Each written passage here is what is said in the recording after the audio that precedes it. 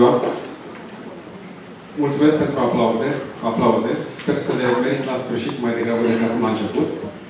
Sunt emoționat să fiu astăzi în fața dumneavoastră aici.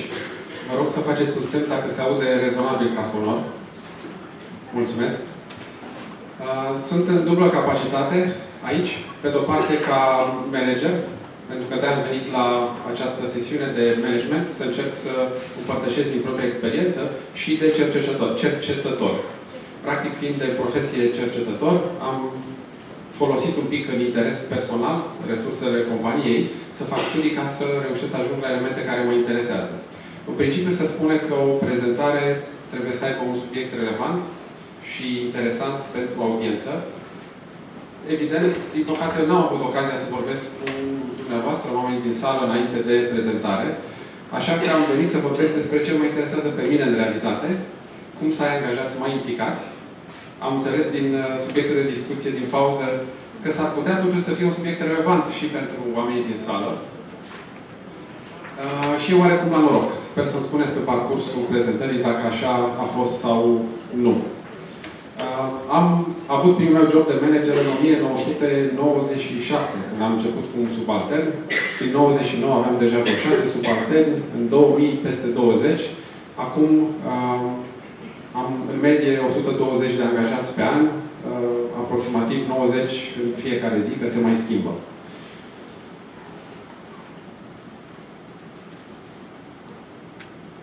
Deci cam 17 ani de experiență de management. Și vă întrebați probabil, și tot n-ai reușit să înțelegi cum e cu angajații implicați, cum ai stat atâta timp în business, e de înțeles, într-adevăr. E mai degrabă o muncă sisifică dacă ar fi să studiezi jumătate din viață ca să poți să aplici ceva, managementul fiind eminamente o chestie mai degrabă practică, aplicată. Adevărul este că asta este o preocupare relativ recentă, în sensul că eu am crezut că știu cum să fac, să organizez oamenii, fiecare să bucățică, fiecare să-și vadă ce are de făcut și în final să reușim să obținem toți rezultate. Crezusem că am înțeles. Practic, nu din prima, mărturisesc, dar a doua oară când am implementat un sistem de evaluare a performanțelor, am avut în realitate o surpriză. Eram undeva prin anul 2000, deci foarte proaspăt în carieră. Și am observat că dacă am pus niște obiective interesante, dacă am fost foarte clar cu oamenii ce trebuie să facă, mai degrabă decât să nu se întâmple lucrurile, s-au întâmplat mai repede. Deci am fost surprins, a doua mea experiență de management pe obiective, am fost surprins să observ că oamenii veneau și mergeau rezultate mai repede. Bănuiesc că și mulți din sală au avut aceeași experiență, dar poate nu foarte des în mod recent, pentru că soluția pe care eu credusem că am găsit-o, te consulți, găsești obiective bune. E adevărat că am și greșit pe parcursul timpului. Am pus obiective care nu erau legate de succesul companiei. Oamenii reușeau să-și atingă propriile obiective, dar propriile lor obiective nu generau bani pentru companie și era greu să-i răsplătesc. În timp am câștigat mai multă experiență și am trecut și peste asta. Dar paradoxal, pe măsură ce am câștigat mai multă experiență, pe măsură ce am devenit mai bun în asta, metoda a început să meargă din ce în ce mai prost. Acum, de exemplu, în ultimii ani, mai ales și cu perioada de criză, ne propunem tot felul de obiective, din ce în ce mai puține, în corelație cu piața, cu realitatea pieței și așa mai departe, dar ajungem să realizăm și mai puține decât atât. Și atunci singura mea concluzie este că ce mergea acum 10-15 ani, ce credeam că funcționează, în realitate nu prea mai merge. Asta ar fi prima concluzie și înțeleg că tot din discuția de introductivă și din pauză, că într-o oarecare măsură acesta a fost și subiectul precedent. Ce s-a schimbat în observația mea de manager? Păi s-au schimbat în principiu cam 3 lucruri la care vreau să mă refer. Nivelul de efort pe care depun angajații, creativitatea lor, cât de mult contribuie cu ceva personal și area lor de responsabilitate. În ce măsură oamenii caută mai multă responsabilitate sau în ce măsură oamenii încearcă să se izoleze de responsabilitate. Și observația mea este că nivelul de efort a scăzut în ultimii ani. Se face mai puțin overtime. Eu când mi-am început cariera, lucram aproape toate weekendurile și stăteam peste program aproape în toate zilele. Acum, să lucra în weekend este aproape o crimă și după o săptămână de efort în care îi cer unui om să rezolve ceva și stă peste program, deja apare o mulțumire foarte, foarte pregnantă. Nevoia de bani a scăzut foarte tare. Atât la tinerii angajați, care în realitate primesc bani de la părinți, și care sunt, pentru cei care sunt prima cerință serioasă de efort, ei cedează. E mai comod să stai acasă, mai comod să te distrezi, primind bani de la părinți, fără să faci nimic, și mașină și benzină pe lângă banii de buzunar. Chiar și la persoane cu experiență, nevoia de bani a scăzut. Oamenii au câștigat mulți bani, au încheiat destul de serios. Dacă își pierd un job din cauza crizei sau dacă e nevoie să-și ajusteze așteptările la performanțe, oamenii preferă să stea, să nu câștige, să n-aibă job, pentru că au din ce să trăiască. Deci nevoia de bani a scăzut și atunci posibilitatea de a obține efort de la angajați este evident mai mică. Și spuneam mai devreme, renunțarea la disconfort. Dacă e greu, atunci nu. Îmi pare rău, nu mai vreau. Asta este un răspuns pe care îl primesc de la peste jumătate din proaspeții angajați. Noi la Mercury suntem un fel de pepinieră. Angajăm proaspăt absolvenți care pleacă foarte repede în alte părți, în principiu. Suntem ceea ce numesc oamenii o școală foarte bună și din cauza asta avem o experiență foarte bună cu proaspeți absolvenți. Nu numai, dar asta este experiența cu generația mai tânără, renunță imediat la cel mai mic nivel de efort și la disconfort. Scăderea creativității este al doilea element pe care l-am observat, care provine, nu știu exact de unde, dar bănuiesc că de undeva din sistemul de educație. Nu știu ce învață profesorii pe elevi, dar observația mea este că oamenii vin, se angajează în firmă și principala lor frică este să nu greșească. Atât de mare este frica să nu greșească, că preferă să nu facă nimic. Am avut un număr de cazuri, 3, 4, 5, dacă nu mai multe, de oameni pe care trebuie să-i dau afară, pentru că ne-a spus, uite, înțeleg că ți-e frică să nu greșești, în regulă. Dar dacă nu faci nimic, e sigur că va trebui să te dau afară. Dacă greșești, putem să lucrăm și să înveți. Am avut cazuri în care, după această discuție, oamenii nu au reușit să-și ia o responsabilitate să facă ceva și au preferat să fie dați afară. Ăsta e nivelul de frică de greșeală. Și care corelează cu nevoia de perfecțiune. Ce trebuie să fac el este perfect. Din cauza asta nu o să creez nimic din propria inițiativă, pentru că asta îmi expune propria persoană și pot să fiu judecat. Și atunci prefer să fac copy-paste. Să copiez ce s-a lucrat în trecut, să iau ce au lucrat alții și în mare măsură să copiez de pe internet. Și asta este, pentru zonele creative, este o problemă foarte mare, pentru că oamenii încep să copieze de pe internet permanent, să facă plagiat practic, sau să-și copieze proprii colegi sau propriile proiecte trecute. Asta e o formă de plagiat mai discutabilă. Mai sunt și profesori pe lângă cercetători și pot să vă spun că în facultatea în care predau sunt 5-6 ani de când s-a introdus un software care caută plagiat. Și eforturi se fac în direcția asta, deci sper ca, într-un fel sau altul, să reușim să trecem peste bucata asta de creativitate, dar acum, forța de muncă tânără cu care lucrăm are aceste probleme de creativitate. Nevoia de responsabilitate. Foarte des aud, nu e treaba mea să fac asta. De ce ar trebui eu să fac? Se așteaptă de la mine? Chiar trebuie să fac așa ceva? Oamenii vin la mine la firmă să lucreze și când îi întreb, până la urmă, dar care crezi tu că e rolul tău? Ce vrei tu neapărat să faci? Care e lucru care te împinge pe ele din spate? Eu vreau să învăț. Și atunci trebuie să revin, să le spun, ok, dar asta e făcut în școală. N-ai venit la școală, ai venit să lucrezi. Este o formă de micșorare a responsabilității. Eu nu trebuie să fac, eu trebuie să învăț. Și atunci răspunderea nu este a mea să pot să mă evaluez tu din ce perspectivă am făcut, este răspunderea ta să mă înveți. Eu vreau să-mi păstrez rolul de elev, care este un rol de client, iar profesorul este un ofertant de servicii. El lucrează pentru mine, nu eu pentru el. Din cauza asta avem majoritatea acum fișe de post. Acum 10-15 ani, foarte puțin în zona privată aveam fișe de post, aveam fișe de post atât de bine lucrate ca acum. Acum avem fișe de post explicite, în care punem toate responsabilitățile, de frică să nu scăpăm greuna, pentru că dacă scăpăm greuna și nu este obligatorie, în mod sigur, persoanele cu care lucrăm vor spune, dar nu e treaba mea.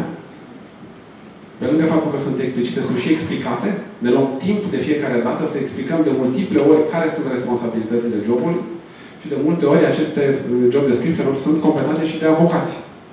Astfel încât avem foarte mult efort pentru a reuși să împingem o negociere de responsabilitate ca angajații să-și ia responsabilitatea pe care încercăm să le alocăm și care este fundamentală pentru ce se întâmplă într-o companie. Cam astea sunt în experiența mea de manager schimbările. Ca să recapitulăm un pic, ce mergea înainte, am pus obiective, discutăm, toată lumea vrea să tragă înainte, ne înțelegem, să obținem rezultate, nu mai funcționează ca acum 15, 20, 10 ani. Și observăm că au scăzut nivelul de efort sau capacitatea de efort, area de responsabilitate și creativitate. Toate bune sau bine, sau mai adecvat spus rău, dar ce funcționează acum? Pentru că, indiferent dacă perspectiva mea de angajator este una foarte frustrată, de tip good old times, ce bine era mai de mult și ce rău merge acum, într-un fel sau altul va trebui să ne descurcăm și rezultatele pe care companiile actuale din România le vor avea lucrând cu acest tip de angajați. Ce cred că funcționează acum, nu știu foarte bine, dar am încercat să aflu, cum vă spuneam, folosind resurse de la companie pentru acest interes de management. Și am făcut un studiu pe angajații din România, din diverse domenii de activitate, în care am măsurat nivelul lor de implicare. Employee engagement, care este cel mai la modă termen cu privire la contribuția efectivă a angajaților. Și peste 100 de detalii pe care le-am măsurat ca să încerc să înțeleg totuși ce pârghii am putea avea. Dacă ce funcționa până acum mai funcționează, să caut, să explorez și să găsesc ce funcționează acum. Să vă dau un exemplu din rezultate. Am măsurat acest index de engagement. El variază între 0 și 100, ca ușurință pentru interpretare. Și ce vedem? Media României este un 68 și am pus 4 domenii de activitate, unde am avut ceva cifre și am putut să socotim. Și vedem că în retail e cel mai mic index de implicare, de engagement. În educație, care este eminamente un domeniu de stat, avem cea mai mare implicare. Am fost uimit de rezultate și m-am gândit, hai să încerc să caut. Care e explicația? Ce se întâmplă acolo care generează implicare, lucru pe care noi l-am pierdut sau îl pierdem sau nu mai știm să-l folosim în companiile private obișnuite. Ce explică aceste rezultate? Și am încercat să studiez ce e nivelul ăsta de implicare, care sunt fațetele lui. Și am observat că sunt 4 fațete pentru employee engagement. Una și cea mai importantă este zona de energie personală și de contribuție proprie. Ce face persoana? În general, persoanele cu acest simbol energetic tind să aibă o contribuție mai mare. A doua fațetă este compania. Eu, chiar dacă sunt o persoană lipsită de contribuție sau lipsită de inițiativă, în momentul în care intru într-o companie în care ceilalți oameni sunt performanți, știu ce fac, lucrează bine, șansa este că voi reuși să am o contribuție mai bună și eu. Asta e un element important, dar în realitate altcineva trebuie să-l construiască ca să putem beneficia de el în companie. Deci ne trebuie alți angajați anteriori care să fi făcut din contribuție proprie să existe această organizație puternică. Al treilea element, atașamentul emoțional, e zona de familie. Dacă mă simt bine, dacă mă simt apropiat, dacă oamenii mă iubesc acolo și mă protejează și mă acceptă, voi avea o contribuție mai bună. Din nou, și asta e un element important, dar trebuie să ai alți angajați anteriori care au creat această atmosferă.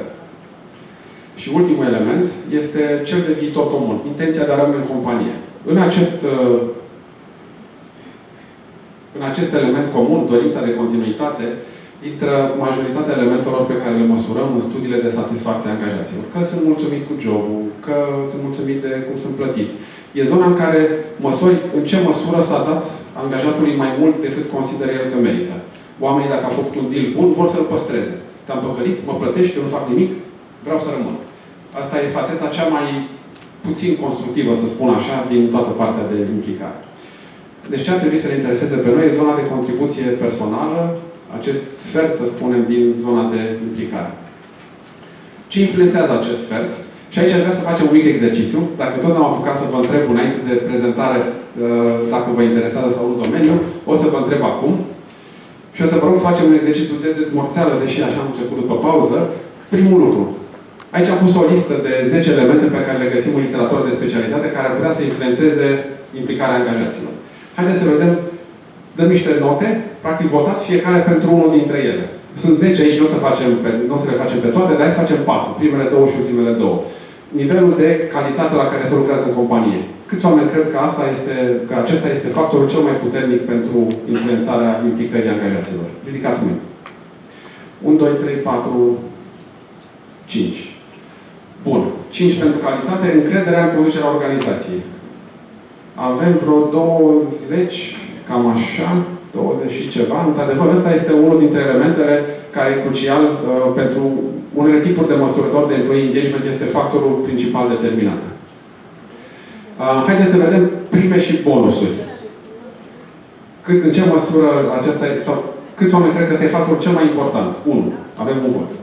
Câți oameni cred că o mărire de salariu generează implicare mai mare? 1. Ok, deci am rămas pe încredere în realitate. Haideți să vedem care sunt corelațiile pe care le-am găsit cu implicarea din studiul nostru pe angajații din România. Aici o să pun corelații, ele au o valoare teoretică între -1 și 1, în care -1 înseamnă că ceva merge indirect în relație cu celălalt, deci am găsit antifactorii de implicare, dar în realitate, pentru că am măsurat numai factori relevanți, toți corelează pozitiv, undeva între 0,2 și 0,7.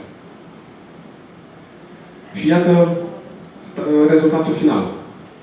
Și cred că asta a fost descoperirea principală a studiului, motivul pentru care am simțit că am ceva să vă spun. Calitatea la care se lucrează în companie ne-a ieșit nouă ca fiind cel mai important predictor. Încrederea e aici pe locul 2 printre factorii cei 10 pe care am luat. O să vă arăt care sunt top 10 din studiu un pic mai târziu. Dar aici, ca să vedeți, față de votul pe care l-am avut. Și toată lumea a prezis foarte bine, creșterea de salariu este evident cea mai slabă sau mai puțin de impact măsură pe care poți să o iei. Și atunci, explicația mea cu de ce creșterea de salariu sau salariul nu e un factor nu mai merită spusă, dar aș vrea să vă dau un exemplu pe cele 4 domenii de activitate din care lucrează angajații. Am văzut că educația are implicarea, engagementul cel mai mare și puteți să vedeți aici și mulțumirea cu elementele legate de salariu, că salariul la nivelul pieței, că plata e corect raportată la rezultate sau mulțumirea cu salariu, sunt cele mai mici în educație, deși implicarea este cea mai mare. Deci ceea ce toată lumea a perceput este confirmat și de realitate. Creșterea de salariu nu ne ajută pentru creșterea implicării. Partea mai puțin intuitivă este, dar cum anume calitatea ne ajută să creștem implicarea. Asta e mai ciudat. Dar aș vrea să vă gândiți un pic să punem această propoziție în sens negativ. Propoziția noastră este calitatea ridicată face angajații mai implicați. Dar cum ar fi dacă v-aș întreba, voi credeți că scade implicarea angajaților dacă se lucrează la calitate proastă? Se pare că răspunsul evident al tuturor este da. Cum să te implici când toată lumea își bate joc? N-ai cum. Opusul acestei afirmații este ce am descoperit și anume lucrul la calitate ridicată este cel mai important factor care acum are impact asupra implicării angajaților. Să vă arăt și care sunt în detaliu, efectiv cum au ieșit din studiu, cele 10 întrebări care corelează cel mai puternic cu implicarea. Nu e neapărat o analiză cauzală, este pur și simplu un rezultat descriptiv, ca să vă dați seama ce corelează cel mai mult la angajații români cu implicarea. Lucrăm la o calitate ridicată, fără multe greșeli. Experiența câștigată mă ajută să-mi dezvolt cariera. Compania mă informează, am posibilitatea de a învăța lucruri noi. Compania are o abordare etică, regulamentul companiei este corect, e bine cunoscut, obiectivele mele sunt ambițioase, sunt clare și oamenii sunt tratați cu respect și demnitate. Sunt practic 4 factori importanți aici. Să se lucreze bine. 2. Compania să fie fair și corectă. 3. Trebuie să mi se ofere experiențe care mă formează bine. Într-un fel, toate astea corelează cu produse de calitate. În momentul în care se lucrează într-o companie cu produse de proastă calitate, ce șansă ai să înveți lucruri utile? Mic. Ce șansă ai să înveți lucruri utile pentru carieră într-o companie care are cea mai mare calitate a produselor? Mare, evident. De asta am crezut că e relevant să vin și să vă spun acest element pe care l-am găsit. E singurul pe care, de fapt, vreau să-l rețineți din toată prezentarea și n-am multe pretenții, dar măcar să încercăm să testăm acest element. Nu mi se pare o idee rea. Haideți să vedem pe primele 3, da? Calitatea, experiențe formatoare și informare, cum arată efectiv răspunsurile de la angajații români pe cele 4 domenii de activitate și vedem că, într-adevăr, mulțumirea cu calitatea la care se lucrează, experiențele de formare și informarea corectă și completă sunt mai mari în educație decât în toate celelalte domenii de activitate. Deci, într-un fel, am reușit să explicăm ceea ce mă neîndumărea la început, pentru că atunci când am văzut de implicarea cea mai mare în educație, păi cum, când toată lumea vorbește de salarii mici, de oamenii aia mărâți, așa, există altceva în acest domeniu care ajută mai mult.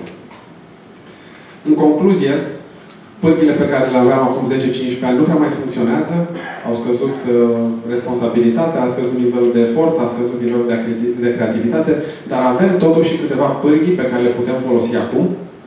Avem orientarea spre calitate, de adevăratelea și bine, avem expunerea la experiențe care formează, avem informarea corectă și completă a angajaților și o abordare corectă, onestă față de relația angajat-angajator, care nu sunt ușoare, dar care se ridică mai mult față de alte elemente acum. Aș fi vrut să vă spun că pot să vă dau și o rețetă cum să faceți exact ca să folosiți aceste informații. Realitatea este că încă mai caut. Am început o abordare axată pe calitate la noi în companie, dar mărturisesc că încă nu văd rezultatele. Ce pot să vă spun este că este un drum foarte greu. Și opoziția din partea angajaților este foarte mare la ridicarea calității. Deci rețetă n-am, dar sper să-i vă invit pe toți din sală să încercați să folosiți aceste câteva informații și cine găsește măcar un început de rețetă, primul, să zicem, vă rugăm să-i spune și nouă, poate anul viitor la zilele BIS. Cam asta era prezentarea. Vă mulțumesc!